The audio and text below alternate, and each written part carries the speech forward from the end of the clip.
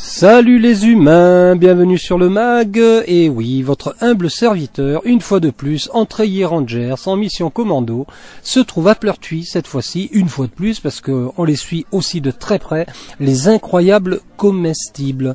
Salomé a eu la gentillesse de nous inviter, et la serre a pris une tournure totalement incroyable. D'ailleurs, vous verrez les photos font preuve du travail et de l'évolution du projet. Mais là, je suis en présence d'un jeune homme. Il s'appelle Tom. On m'a conseillé de m'adresser à lui parce que il maîtrise, paraît-il, très bien tout ce qui concerne la semence. Or, voyez-vous, aujourd'hui, c'est une journée consacrée à la semence. Bonjour Tom. Bonjour. Alors Tom, est-ce que tu peux te présenter un petit peu pour dire qui tu es, voilà, par rapport aux incroyables comestibles, quel est ton engagement, s'il y en a un ou pas? Alors un engagement, dirons-nous, très, je sais pas, très amical, on va dire. Très amical, puisque enfin familial. Puisque je suis le cousin de Benji, donc voilà, forcément ça rapproche. Le compagnon de Salomé. Effectivement. Voilà. En tout bien tout honneur. Pardon, petite trace d'humour. Et donc en fait, je suis venu à l'occasion parce qu'on m'a dit, on va faire des semences. Est-ce que tu pourrais venir? Ce serait bien qu'on ait quelqu'un qui s'y connaisse un petit peu et qui ait 2-3 connaissances en plus à rajouter. Ce qui est le cas. Ce qui est à peu près le cas. En tout cas, t'as l'air pas ouais, mais t'as l'air passionné. Je te voyais discuter tout à l'heure, expliquer ça à une personne d'un âge certain ou d'un certain âge. Mais voilà. Et donc, ce qui prouve que tu as un certain savoir, déjà, puisqu'il t'écoutait avec beaucoup d'attention. Alors, quelle est ta démarche aujourd'hui, justement, dans cette démarche de connaissance ou de faire connaître la semence? Alors, en fait, je suis passionné de plantes et ce qui est bien à ce niveau-là, c'est que finalement, tout peut s'apprendre sur le tas, en fait. On peut absolument presque tout apprendre en ouvrant des bouquins, en prenant une bêche et en creusant, en faisant des tests chez soi, en faisant germer les grains du citron qu'on vient d'éplucher, etc. Et donc finalement, je suis en études d'agronomie actuellement à Agrocampus, mais la plupart de mes connaissances, je les tire en fait finalement du terrain lui-même, de ce que j'ai déjà pu faire. D'accord. Passion, de ce genre de choses. D'accord. Donc il y a la connaissance, il y a ce qu'on appelle la maîtrise du terrain, quoi. C'est alors ce qu'on a tendance à appeler la maîtrise du terrain. Finalement, c'est une grosse dose de feeling. On arrive, on tâte le sol, on se dit tiens, celui-ci il est un peu épais, un peu lourd, il doit bien retenir l'humidité par exemple, il a un peu de mal à se réchauffer au premier rayon de printemps, on va pouvoir faire ça à peu près à cette période-là, ou bien il a telle richesse, etc. Ça, il y a deux choses, il y a effectivement le feeling, et puis si on va un peu plus loin, il y a des tests à faire par exemple pour mesurer précisément tous ces éléments-là. Alors aujourd'hui, on va essayer de cerner la journée ou le week-end, parce que je crois que c'est sur le week-end se joue l'événement là. C'est non, je suis pas forcément extrêmement bien renseigné. D'accord. Alors on va parler juste d'aujourd'hui. Aujourd'hui, chez Salomé, donc chez ta belle-sœur, et qui est belle d'ailleurs, il faut le dire. On dira jolie sœur, ça passe beaucoup mieux en général. Ouais, jolie. Ouais, jolie sœur. Ouais, elle est jolie et belle. Jolie c'est une belle âme aussi, aussi. Ça. C'est pour ça que je dis belle. Ça marche bien. C'est une belle âme. Alors, qu'est-ce qu'ils ont prévu de faire? Est-ce que les semences, vous ensemencez en extérieur ou dans la serre? Comment ça se passe? Moi, je n'y connais rien. Je n'y connais absolument rien en semences, à part ma semence personnelle éventuellement. Bon, ça, on mettra un rectangle dedans. Alors en fait, on va semer majoritairement, en fait quasi exclusivement dans la serre. D'accord. On a eu, grâce à l'organisation des incroyables comestibles de par Salomé et Benji, d'après ce que j'ai compris, la chance de récupérer beaucoup de semences en fait venant de Cocopelli.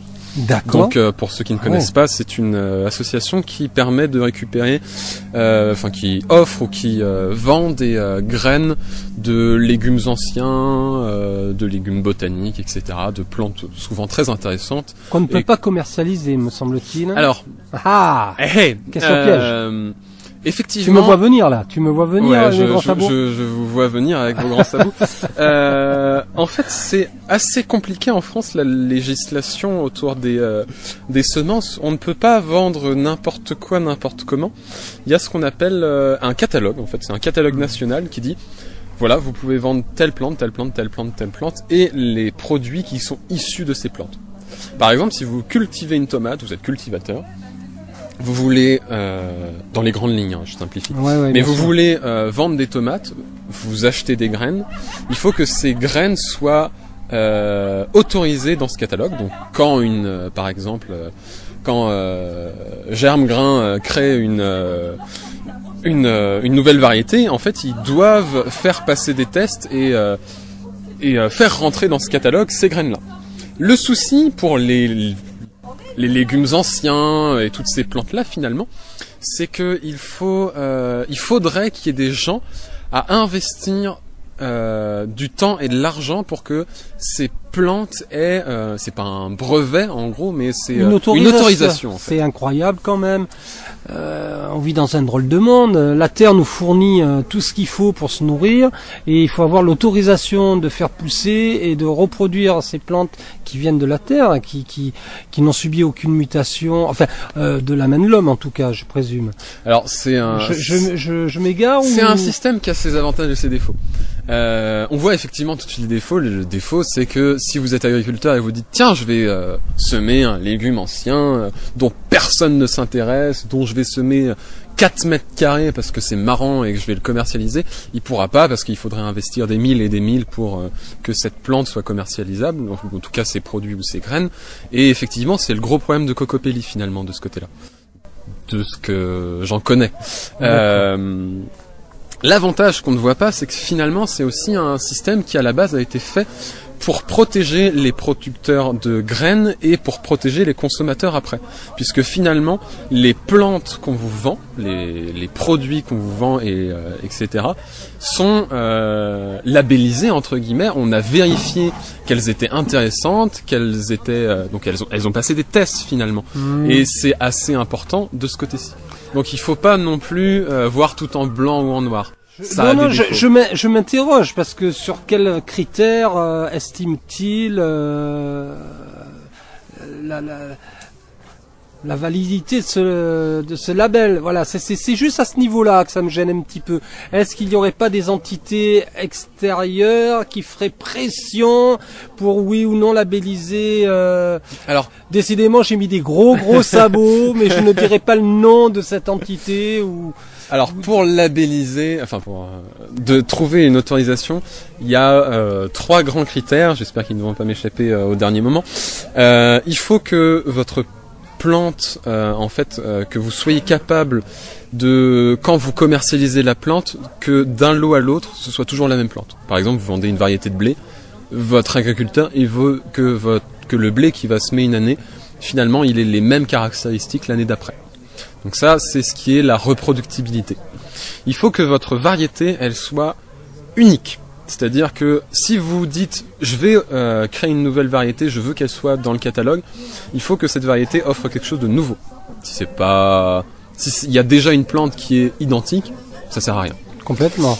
Et le troisième critère qui à l'instant même m'échappe, oui, c'est tout ce qui va être justement autour de la sécurité, si je ne dis pas de bêtises. C'est-à-dire que on va vérifier finalement que pour l'usage que l'on veut en faire, la plante soit effectivement intéressante. Alors pour qu'elle soit intéressante, il faut qu'elle soit robuste, qu'elle résiste, je ne sais pas moi, aux attaques extérieures. Alors ça dépend complètement en fait de ce pourquoi la variété a été designée entre guillemets, parce que quand on fait de la sélection variétale, on fait beaucoup ça. C'est hyper intéressant ce que tu es en train de raconter. Moi, je suis fasciné. Peut-être pas. Je suis fasciné complètement. Oui, je suis néophyte et je trouve que ces interviews amateurs me permettent de découvrir des mondes inattendus. Oui, complètement. C'est l'avantage de discuter avec des gens. Ouais. Vraiment, c'est très bien. Je suis très très satisfait. Je m'auto-congratule. Discutez avec les gens, vous apprendrez plein de choses. Qu'est-ce que je veux dire? Oui. Si vous voulez, vous allez dire, voilà, ma variété, elle offre ça. Et on va valider ou non le fait que vous disiez ça. On va vérifier finalement que vous ne dites pas des bêtises. Mais après, quand on crée une variété, ça peut être pour des intérêts complètement divergents. Et je dis créer une variété, finalement, c'est avoir une plante et la mettre dans le catalogue. Par exemple, vous pouvez effectivement avoir créé quelque chose de complètement nouveau. Vous dire, bah voilà, je suis une très grande société de création de semences, j'ai créé un nouveau blé, il produit particulièrement plus. Ça va être ce que j'appelle moi personnellement les Formule 1, c'est-à-dire une plante qui va être designée vraiment par les chercheurs, les sélectionneurs, vraiment pour produire un maximum, par exemple, dans un milieu donné, contrôlé, on nous dit. D'accord. Mais ça peut être aussi, je sais pas moi, vous êtes quelqu'un qui s'intéresse beaucoup aux plantes, vous êtes dit tiens, cette plante sauvage est très très intéressante, j'aimerais bien faire en sorte de la domestiquer pour que on puisse l'utiliser et puis ça marche vraiment très très bien, je vais la commercialiser un minimum. Vous pouvez aussi faire en sorte que ça rentre dans ce catalogue-là. Question, me permets de te couper. Quand on parle de semences, c'est pas simplement pour se nourrir, hein, c'est pas simplement des plantes pour se nourrir. Ça peut être de la plante d'agrément, de décoration. Alors il y a effectivement des critères différents pour l'ornementation, les plantes potagères, etc. Mais la plupart de ces plantes sont effectivement soumises à ces restrictions pour les professionnels. D'accord. Si vous êtes quelqu'un dans votre jardin, personne ne vous interdira de donner des graines à votre autre voisin. D'accord. Il y a pas de souci avec ça. De toute façon, même je sais pas s'il y a une législation précise autour de ça, mais de toute façon personne ne viendra vérifier. Et puis si c'est pour sa consommation personnelle, par exemple, est-ce que parce que j'ai vu passer des informations. Bon après, ça c'est le web. Hein, j'ai entendu dire que, alors, je ne sais pas si c'est vrai, c'est toujours pareil. Le fait de cultiver, les gens ne pourront pas cultiver aussi facilement qu'ils le veulent chez eux. Ce serait hyper contrôlé. Au niveau des semences, vous voulez dire ? Ouais. Non, en fait, le souci, c'est que finalement, quand vous allez dans une grande surface, c'est pas le bon terme, dans une jardinerie, du fait de cette réglementation, vu que ça coûte, je vais prendre une somme au hasard, si par exemple ça coûtait 10 000 € dans les légumes potagers, de faire en sorte qu'ils puissent vendre cette graine-là, forcément, ils vont pas vendre 50 000 variétés. D'accord. Ils vont tourner autour de on va dire 300 variétés de plantes que vous pourrez mettre dans votre potager, ce qui est déjà intéressant, mais finalement vous allez vous cloisonner à un nombre de variétés qui va faire que naturellement dans les jardins la diversité va disparaître peu à peu. D'accord. Et si effectivement vous vous tournez que vers les professionnels qui sont soumis à cette réglementation là, naturellement ça va se faire. Alors que s'il y a du transfert entre les amateurs, je dirais, parce que c'est génial d'être un amateur et de faire plein de trucs librement chez soi, d'ailleurs dirons-nous, vous allez discuter avec le petit papy du coin qui va vous dire « Oh, ça fait 20 ans que je cultive cette variété de topinambour qui est absolument géniale et c'est une variété peut-être qui n'existe plus qu'à cet endroit-là. » Il y a des fois on tombe sur des trucs fabuleux, hein. Il y a des gens qui ont gardé des variétés, que ce soit d'animaux ou de végétaux, qui n'existent nulle part ailleurs. Je pourrais par exemple vous citer un exemple qui est absolument génial. Là, c'est plutôt pour l'animal. Il y a une variété, ça s'appelle pas une variété, on appelle ça une race normalement.